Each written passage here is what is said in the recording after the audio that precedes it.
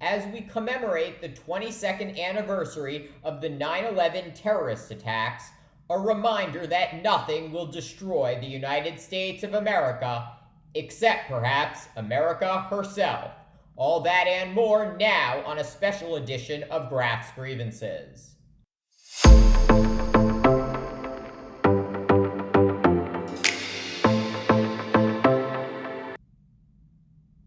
It has been 22 years since nearly 3,000 people were killed when Islamic terrorists hijacked 4 commercial airplanes and crashed them into the World Trade Center, the Pentagon, and a Pennsylvania field.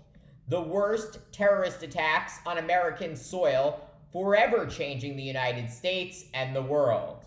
But in sharp contrast to what our adversaries hoped, the horrific attacks uniting the American people and reminding us all of what we have in common with our fellow citizens, and what sets us apart from the rest of the world.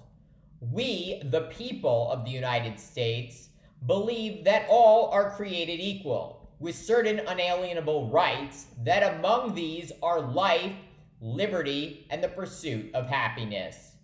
This sacred creed, first outlined in the Declaration of Independence almost 250 years ago, allowing the United States to become the strongest, wealthiest, and most prosperous nation in the world. And while America has repeatedly failed to live up to this promise of freedom and equality for all, we do not give up on our never-ending struggle to build a more perfect union.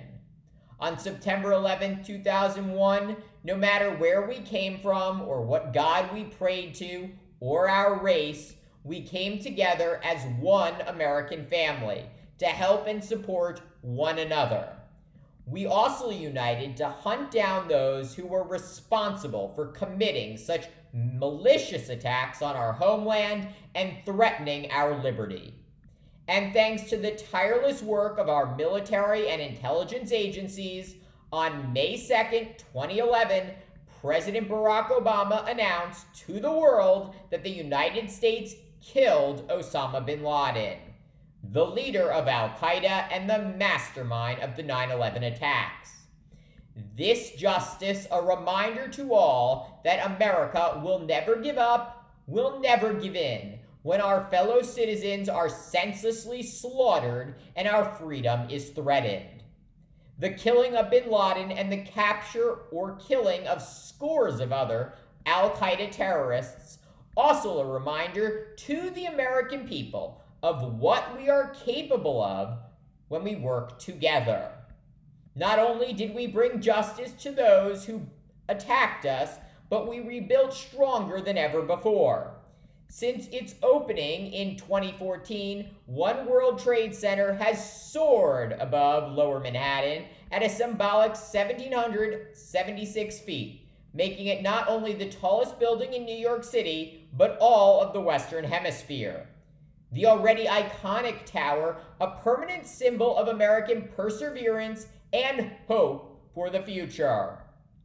And today, on this solemn anniversary, Americans are in need of hope and a reminder of what values we share. The United States, exceedingly polarized to the point where our elected representatives are no longer working together to address the needs of the American people.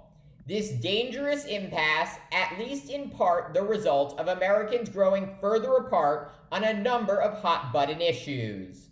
According to Gallup, since 2003, Democrats and Republicans have grown further apart on how to address gun laws, global warming, abortion, immigration, and the size of the federal government. And while there are a variety of factors driving this divide, it certainly does not help that many of our elected representatives play to the lowest common denominator, not only attacking their opponents' ideas, but dehumanizing them. We must remember it was not always this way. Even as Donald Trump ran for president in 2016, he was routinely called out by elected Republicans for his atrocious behavior and character. But once he won the Republican nomination and the presidency, the vast majority of his former Republican critics became his sycophants.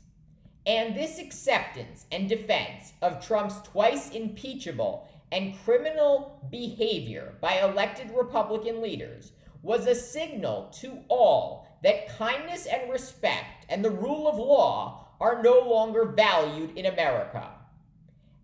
And if one of the two major political parties in this country believes that respect is no longer an American value, why would they ever listen to, not to mention work with, those with whom they disagree? That is sadly where we find ourselves today. Democrats, of course, are not blameless for America's political polarization. But if the United States is going to continue to be one nation, under God, indivisible, with liberty and justice for all, Republicans need to take back their party from the evil, hateful forces that have infected it. Thank you for watching Graph's Grievances. Let me know what you think. Please subscribe, share, and join me tomorrow for more.